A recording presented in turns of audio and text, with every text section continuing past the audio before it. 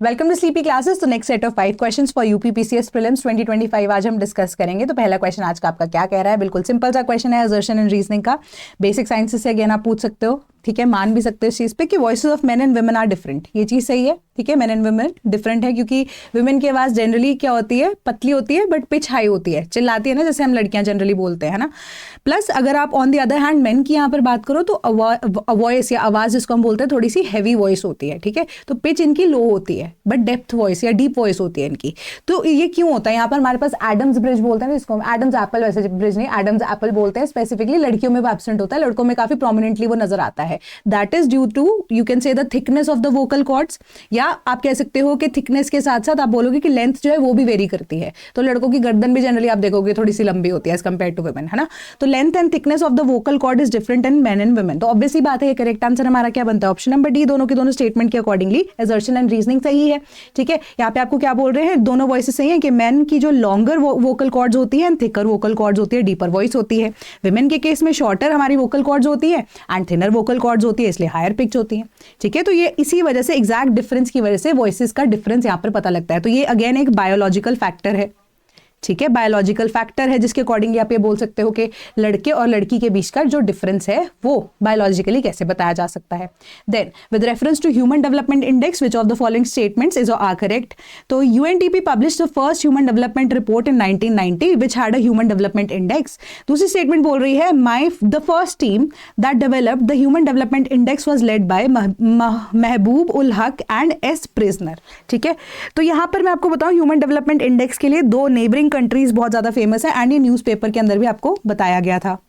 Newspaper के अंदर ये जो पॉइंट है वो भी कवर किया गया था ह्यूमन डेवलपमेंट इंडेक्स को लेकर, ठीक है। दो पड़ोसी मुल्क कौन, एक इंडिया से, एक पाकिस्तान से। तो महबूब उल हक जो है इसका पार्ट जरूर थे ह्यूमन डेवलपमेंट इंडेक्स के। बस एस प्रिजनर की जगह यहां पर आप अमर्त्या सेन का नाम लिख लीजिए, अमर्त्या सेन, ठीक है, जो कि इकोनॉमिस्ट के साथ साथ आप देखो कि सोशल एक्टिविटीज को लेकर भी काफी ज्यादा इंडेक्सेस की डेवलपमेंट में अमर्त्या सेन का यहाँ पर हाथ रहा है, ठीक है। तो अब हमारा करेक्ट आंसर क्या है कि पहली स्टेटमेंट हमारी करेक्ट है, दिस इज अ फैक्ट कि यूएनडीपी ने पब्लिश किया था क्या, first human development report based on human development index. But जो ह्यूमन डेवलपमेंट इंडेक्स है उसका आइडिया ज्वाइंटली डेवलप किया गया था महबूब उल हक और अमर्त्या सेन के द्वारा। तो हमारी पहली स्टेटमेंट यहाँ पर करेक्ट होती है, तो उसके अकॉर्डिंगली हमारा करेक्ट आंसर बनता है ऑप्शन नंबर डी, ठीक है। एस प्रिजनर जो है वो नहीं थे यहाँ पर, it was led bye Pakistan economist और इंडिया के जो नोबेल लॉरेट भी जिनको हम बोलते हैं, ठीक है, नोबेल प्राइज भी इनको मिल चुका है एंड असिस्ट यहाँ पर अमर्त्या सेन ने किया था, ठीक है। अब he was not the part of, that is as prisoner was not a part of the original HDI development team.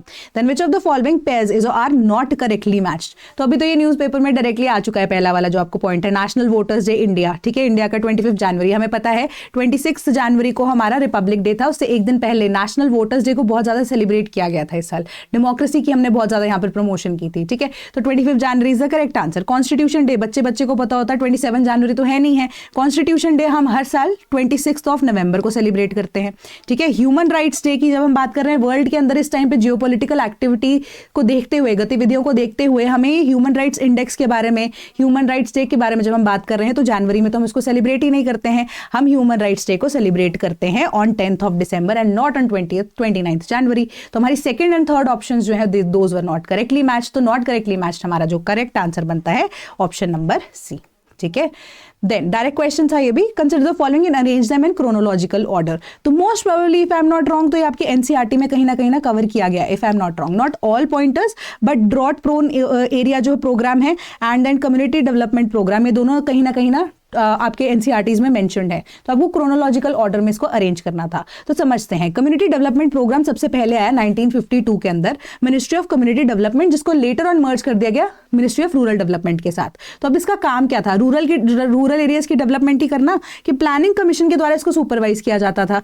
But अब क्या हुआ कि हम यहाँ पर डेवलपमेंट की बात कर रहे हैं ना, कम्युनिटी की, तो इसको later on ministry of food and agriculture के साथ मर्ज किया गया। क्यों? उसके पीछे का रीजन क्या था? रूरल डेवलपमेंट से पहले इसको ministry of food and agriculture में क्यों जोड़ा गया? रूरल एरियाज एसोसिएटेड है किसके साथ? एग्रीकल्चर के साथ। तो रूरल डेवलपमेंट से जोड़ने से पहले, क्योंकि अब हम रूरल एरियाज की डेवलपमेंट इनिशियली फूड सिक्योरिटी के साथ लेकर चलते थे, 1952 की बात हो रही है, ठीक है। अभी इंडिया आजादी हुआ है, पहला जनरल इलेक्शन हुआ है, उसके बाद यहाँ पर डेवलपमेंट की प्रोग्राम आ रही है। तो आप देखोगे कि हमारा फर्स्ट 5 ईयर प्लान जो है वो रूरल एरियाज में एग्रीकल्चर की डेवलपमेंट की बात करता है, प्राइमरी सेक्टर की डेवलपमेंट की बात करता है। तो इसलिए फूड एंड एग्रीकल्चर मिनिस्ट्री के साथ इसको लेटर ऑन स्टेज पे काफी मर्ज किया गया, ठीक है। तो इसको आप कह सकते हो कि पहले पॉइंटर्स में 1952 के अंदर यहाँ पे डेवलप किया गया कि रूरल डेवलपमेंट सबसे पहले पॉइंट पे एग्रीकल्चर का था।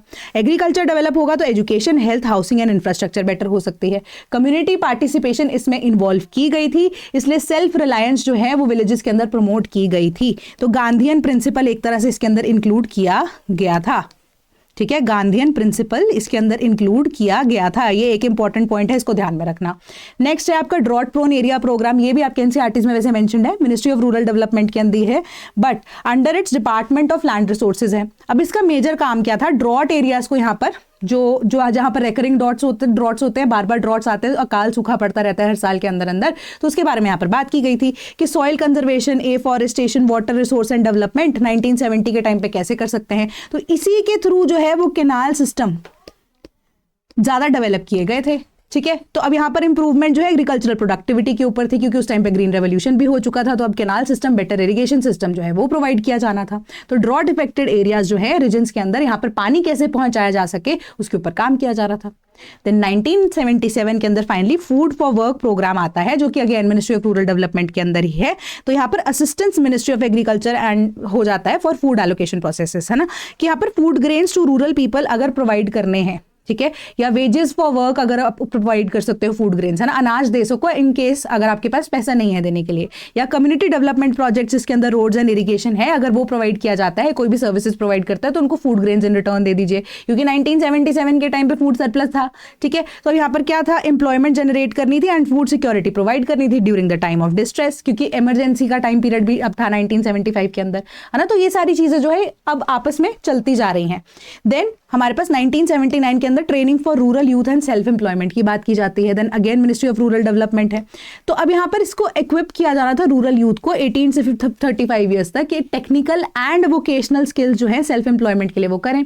अब वोकेशनल स्किल्स क्या होते हैं कि जो आप एक्स्ट्रा काम यहाँ पर सीख सकते हो रिगार्डिंग यू कैन से किसी भी तरीके का काम, टेक्सटाइल से रिलेटेड हो सकता है, या छोटे मोटे काम जो एक्स्ट्रा आप सीख सकते हो स्किल्स के लिए, एंड बचपन से। अब तो वोकेशनल जो ट्रेनिंग है वो कब से, हमारी न्यू एजुकेशन पॉलिसी क्या बोलती है, वोकेशनल ट्रेनिंग जो है वो आप अपने एजुकेशन सिस्टम का पार्ट बनाइए, ठीक है। तो ये सारी चीजें जो है इनिशियली अब की गई है, 2020 के अंदर की गई है, 1980 के आसपास आपकी ये बात की जा रही है। तो वोकेशनल स्किल सेल्फ एम्प्लॉयमेंट के लिए तब दी जा रही थी, अब एजुकेशन सिस्टम का पार्ट धीरे धीरे बना रहा है, मतलब धीरे धीरे करके जो ये आइडिया है वो प्री प्लान किया जा रहा है, ताकि अब क्योंकि ड्रॉप आउट रेट भी हम देख रहे हैं ज्यादा है ना, तो अब ये सारी चीजों को यहाँ पर मैनेज करने के लिए सरकार वोकेशनल स्किल्स को ज्यादा चाहती है प्रोत्साहन देना, कि एटलीस्ट कोई भूखा ना मर पाए, ठीक है, भूखा ना मर पाए। स्किल डेवलपमेंट उनका बेसिक तरीके से हो, वेस्टर्नाइजेशन एजुकेशन की ज्यादा यहाँ पर देखने को मिलती है, कि इनकेस कोई ड्रॉप आउट भी कर जाता है तो एटलीस्ट उसके पास इतना बेसिक स्किल हो कि वो अपनी रोटी का गुजारा कर पाए। तो सरकार इस तरीके से यहाँ पर काम कर रही है। तो यहाँ पर पुअर फैमिलीज को टारगेट किया गया, SC एंड ST कम्युनिटी की, ताकि जो स्किल डेवलपमेंट है एंड रूरल अनएम्प्लॉयमेंट है उसको कम किया जा सके। ऑप्शन बी करेक्ट आंसर है। Then who among the following resigned from viceroy's executive council saddened by Jallianwala Bagh massacre. तो मूवी भी आई थी इसके ऊपर, ठीक है, नायर मूवी के आसपास I guess if I am not wrong, तो मैंने मूवी शायद देखी है, नाम नहीं मुझे पता, ठीक है। तो अब करेक्ट आंसर हमारा क्या है, ये तो बिल्कुल बेसिक से क्वेश्चंस हैं, एंड ऐसे क्वेश्चन से अगेन मैं बोलूंगी कि आपको नंबर मिल सकते हैं, ठीक है। तो correct answer is option number D, सिर्फ एक ही नाम ऐसा है, ठीक है। तो बाकी किसी के बारे में इंफॉर्मेशन ऐसी नहीं दी गई है जिन्होंने रेजिग्नेशन दिया जलियांवाला बाग मैसेकर का 1919 के अंदर, ठीक है। तो उसके बाद से जो चेटूर शंकरन नायर थे उन्होंने क्या किया कि रिजाइन किया, and in opposition to the Britishers उन्होंने ये केस लड़ा था, ठीक है। तो उसकी यहाँ पर बात की जाती है। तो ऑप्शन जो है correct answer option number D है।